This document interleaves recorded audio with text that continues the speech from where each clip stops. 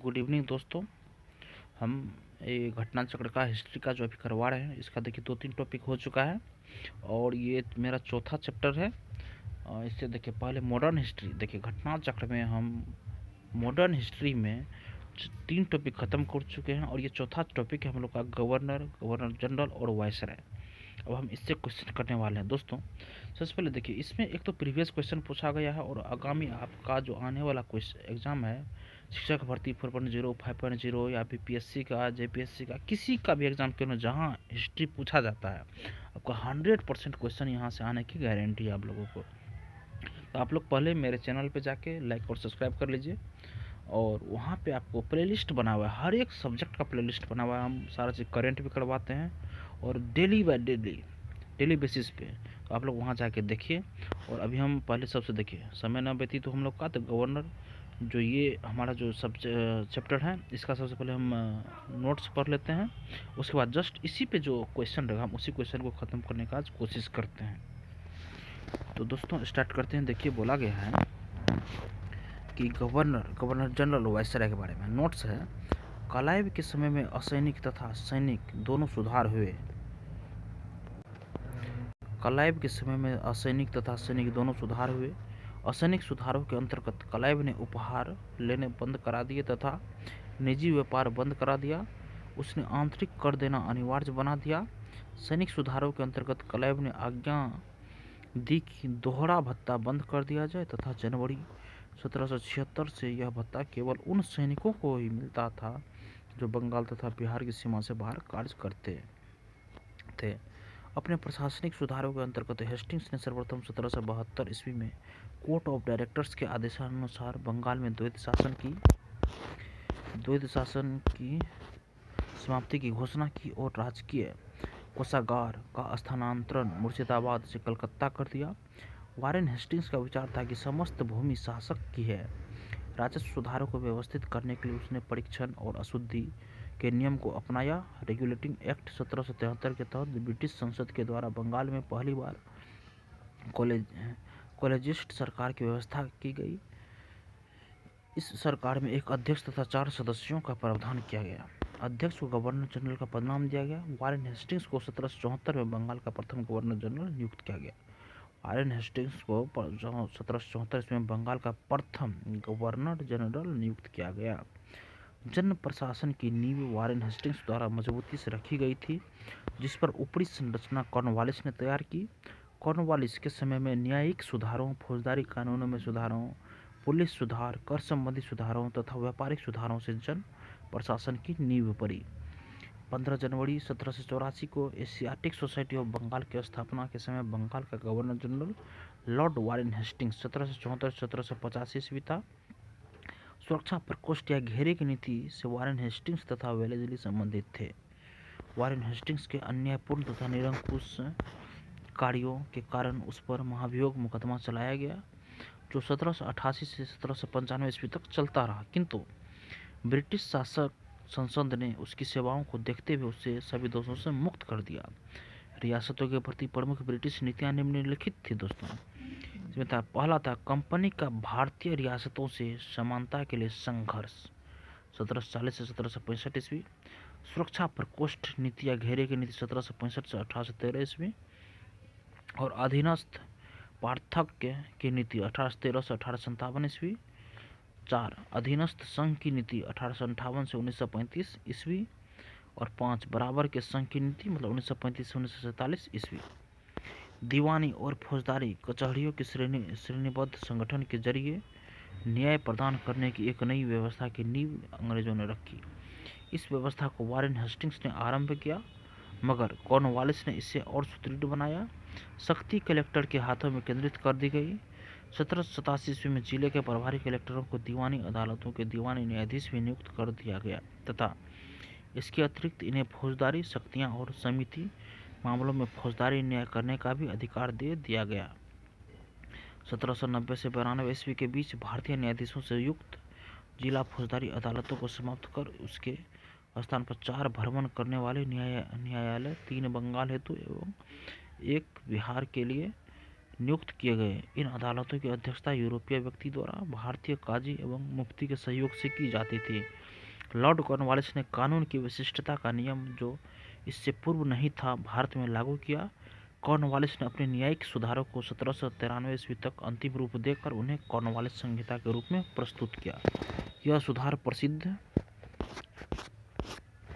सिद्धांतों शक्तियों के पृथक्करण पर आधारित था। इसके तहत उसने कर तथा न्याय प्रशासन को पृथक कर दिया। कलेक्टर की न्यायिक तथा फौजदारी शक्तियां ले ली गई तथा उसके पास केवल कर संबंधी शक्तियां ही रह गई। जिला दीवानी न्यायालयों में कार्य के लिए नए अधिकारियों की एक श्रेणी बनाई गई। जिला न्यायाधीशों को फौजदारी तथा पुलिस के कार्य भी किए गए। भारत की प्रसंविधाबद्ध सिविल सेवा या लोक सेवा का प्रारंभ कॉर्नवालिस द्वारा किया गया था। लॉर्ड कॉर्नवालिस 1786 से 1793 ईस्वी एवं 30 जुलाई 1805 से 5 अक्टूबर 1805 तक बंगाल का गवर्नर जनरल रहा। मतलब देखिए, लॉर्ड कॉर्नवालिस 1786 से 1793 एवं 30 जुलाई से 1805 से लेकर 5 अक्टूबर 1805 तक बंगाल का गवर्नर जनरल रहा। इसकी मृत्यु 5 अक्टूबर 1805 को गाजीपुर उत्तर प्रदेश में हुई थी। यहीं पर इसकी कब्र स्थित है। लॉर्ड वेलेस्ली 1798 से 1805 ईस्वी की सहायक संधि स्वीकार करने वाला पहला राज्य हैदराबाद 1798 ईस्वी था। बसीन की संधि दिसंबर 1802 ईस्वी में पेशवा बाजीराव द्वितीय और कांग्रेस के मध्य हुई थी। लॉर्ड वेलेस्ली के सहायक संधि को स्वीकार करने वाला पहला मराठा सरदार पेशवा बाजीराव द्वितीय था।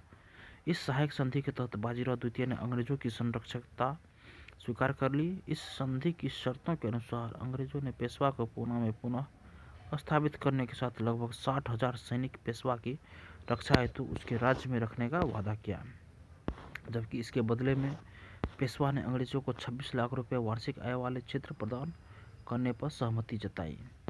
लॉर्ड वेलेस्ली ने भारतीय राज्यों को अंग्रेजी राजनीतिक परिधि में लाने के लिए सहायक संधि प्रणाली का प्रयोग किया। उसने सहायक संधि का आविष्कार नहीं किया। इस प्रणाली का अस्तित्व तो पहले से ही था तथा वह क्रमिक रूप से विकसित हुई थी। संभवतः डुप्ले प्रथम यूरोपीय था जिसने अपनी सेना किराए पर भारतीय राजाओं को दी थी। अंग्रेजों ने भी यह प्रणाली अपनाई। प्रथम सहायक संधि 1765 ईस्वी में अवध से की गई, जब कंपनी ने निश्चित धन के बदले उसकी सीमाओं की रक्षा करने का वचन दिया। लॉर्ड वेलेस्ली द्वारा विशिष्ट रूप से प्रवर्तित सहायक संधि को स्वीकार करने वाले राज्य थे हैदराबाद 1798 से 1800 ईस्वी, मैसूर 1799 ईस्वी, तंजौर अक्टूबर 1799 ईस्वी, अवध नवंबर 1801 ईस्वी, पेशवा दिसंबर 1802 ईस्वी, बरार के भोंसले दिसंबर 1803 ईस्वी, सिंधिया फरवरी 1804 ईस्वी, जोधपुर जयपुर मच्छरी बूंदी तथा भरतपुर। देखिए, लॉर्ड विलियम बेंटिक ने जुलाई 1828 ईस्वी में गवर्नर जनरल का कार्यभार संभाला। लॉर्ड विलियम बेंटिक, उसने सती प्रथा, बालिका शिशु वध जैसी सामाजिक कुरीतियों को समाप्त करने के लिए प्रभावकारी प्रयत्न किया तथा देश में ठगी समाप्त कर शांति और व्यवस्था स्थापित की। उसने कोर्ट ऑफ डायरेक्टर्स की इच्छाओं के अनुसार भारतीय रियासतों के प्रति यथासंभव तटस्थता की नीति अपनाई। जयपुर में अव्यवस्था ने ऐसा उग्र रूप धारण कर लिया कि ब्रिटिश रेजिडेंट पर ही प्रहार कर दिया गया, परंतु इस पर बेंटिक ने हस्तक्षेप करना स्वीकार नहीं किया। इस प्रकार जोधपुर, बूंदी, कोटा तथा भोपाल में उसने हस्तक्षेप नहीं किया। यद्यपि ऐसा करने के लिए पर्याप्त कारण थे, परंतु उसने इस नीति का अनुसरण छोड़कर 1831 ईस्वी में मैसूर तथा 1834 ईस्वी में कुर्ग एवं कछार की रियासतों को अपने प्रदेश में मिला लिया, क्योंकि वहां बहुत अधिक अव्यवस्था थी। विलियम बेंटिक 1828 से 35 ईस्वी के शासन के 7 वर्षों में पुरानी निरंतर युद्धों तथा संयोजन की नीति को तिलांजलि दे दी गई। भारतीय इतिहास में बेंटिक का नाम सामाजिक तथा प्रशासनिक सुधारों के कारण स्मरण किया जाएगा। 1833 के चार्टर एक्ट के द्वारा भारतीय प्रशासन को पूर्णतः केंद्रीकृत करने का प्रयास किया गया। इस एक्ट के द्वारा बंगाल के गवर्नर जनरल को भारत का गवर्नर जनरल बना दिया गया।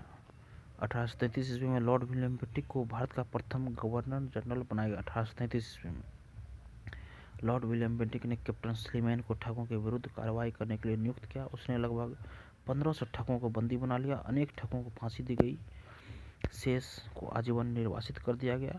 1837 ईस्वी के पश्चात संगठित रूप से ठगों का अंत हो गया। 1789 ईस्वी की घोषणा द्वारा बंगाल से दासों का निर्यात बंद कर दिया गया। 1811 ईस्वी एवं 1823 ईस्वी में दासों के संबंध में कानून बनाए गए। 1833 ईस्वी के चार्टर्ड एक्ट में दासता को शीघ्र अतिशीघ्र समाप्त करने के लिए गवर्नर से कानून बनाने को कहा गया। 1843 ईस्वी में समस्त ब्रिटिश भारत से दासता को अवैध घोषित कर दिया गया। 1860 ईस्वी में भारतीय दंड संहिता के अंतर्गत दासता को अपराध घोषित कर दिया गया। आंग्लो नेपाल युद्ध 1814 से 16 ईस्वी लॉर्ड हेस्टिंग्स के गवर्नर जनरल काल में हुआ था, जो कि सुगौली की संधि से समाप्त हुआ था। सुगौली की संधि 2 दिसंबर 1815 को लेखबद्ध हुई थी, जिसे 4 मार्च 1816 को अनुमोदित किया गया था।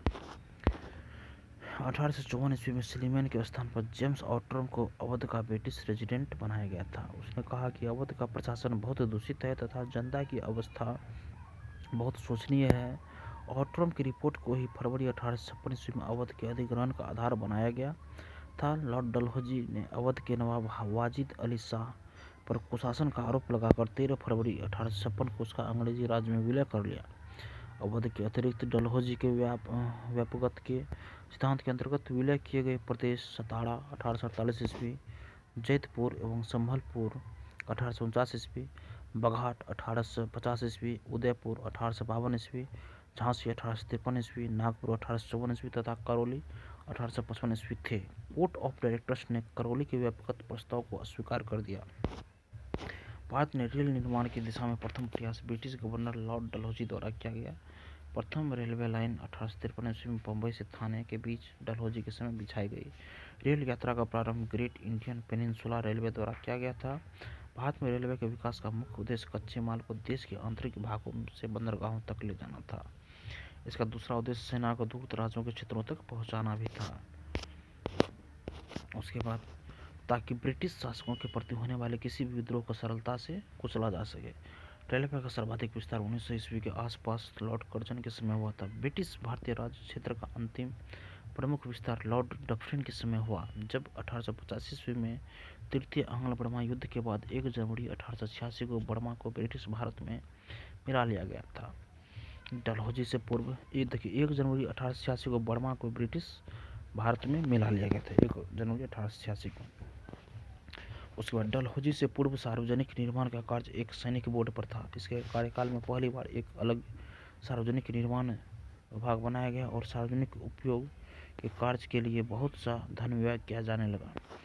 ईश्वरचंद्र विद्यासागर के अथक प्रयासों के फलस्वरूप लॉर्ड कैनिंग के समय विधवा पुनर्विवाह अधिनियम 1856 ईस्वी में पारित हुआ। इस अधिनियम के तहत विधवा विवाह को वैध मान लिया गया और इस विवाह से उत्पन्न हुए बालक वैध घोषित किए गए। विधवाओं के कल्याण से जुड़े अन्य नेता थे पश्चिमी भारत में विष्णु शास्त्री और धोंदो केशव कर्वे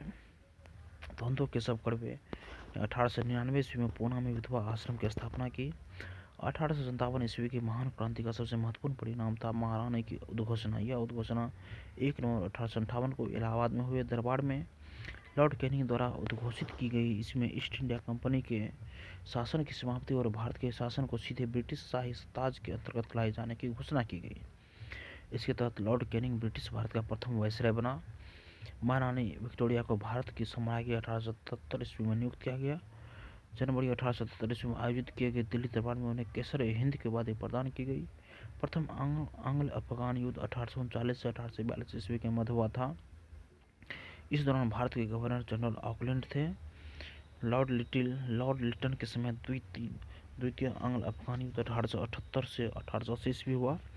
1843 ईस्वी के एक्ट 5 के द्वारा भारत में तत्कालीन गवर्नर जनरल लॉर्ड एलनबरो ने दास प्रथा का उन्मूलन किया था। इसके काल 1842 से 1844 ईस्वी के दौरान अगस्त 1843 में सिंध को पूर्ण रूप से ब्रिटिश साम्राज्य में मिला लिया गया।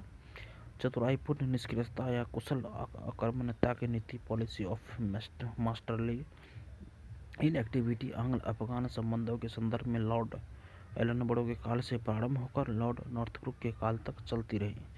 इस काल को कुशल अकर्मण्यता की नीति का काल कहा जाता है। इस नीति को प्रायः जॉन लॉरेंस के नाम से विशिष्ट रूप से संबोधित किया जाता है, क्योंकि उसके वायसराय काल में इस नीति का अनुसरण करने का स्पष्ट अवसर मिला और इस नीति की रूपरेखा स्पष्ट रूप से निश्चित की गई। कुशल अकर्मण्यता शब्द का JWS वाइली ने एडिनबरा रिव्यू एक लेख में प्रयोग किया था। भारत में अंग्रेजों के समय में प्रथम जनगणना लॉर्ड मेयो के काल में 1872 ईस्वी में प्रारंभ हुई, किंतु लॉर्ड रिपन के काल में नियमित जनगणना 1881 ईस्वी में शुरू हुई। लॉर्ड मेयो 1869 से 72 ईस्वी की हत्या अंडमान निकोबार द्वीप समूह के भ्रमण के दौरान शेर अली अफरीदी नामक एक कैदी द्वारा की गई थी। मेयो प्रथम, देखिए इसकी मृत्यु किसके द्वारा की थी? शेर अली अफरीदी नामक एक कैदी द्वारा की गई थी। मेयो प्रथम गवर्नर जनरल था जिसकी हत्या उसके कार्यकाल में ही की गई थी।